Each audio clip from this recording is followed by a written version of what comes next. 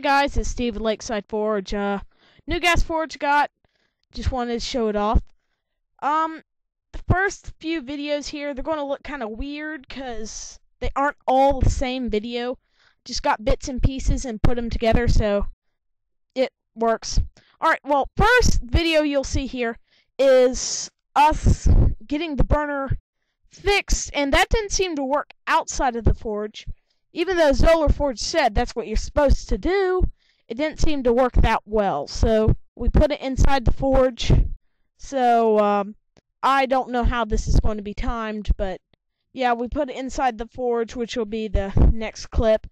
Then we just, moved it around and messed around with it in the forge and found that about 5 psi is about the best with a 30-pound propane tank. That's a pain in the butt, and my gauge is all broken somehow. It's not reading right, so we'll have to fix that.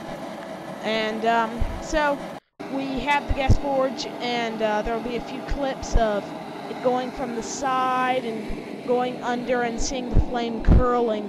It'll be very interesting. It's really simple build. Basically, the burner's just made out of some black iron piping, and then on the inside of the burner it is a welding tip somehow attached to a smaller little piece of pipe, and the welding tip has that perfect spread, so it spreads the propane, shoots it down the tube, and then into my gas forge.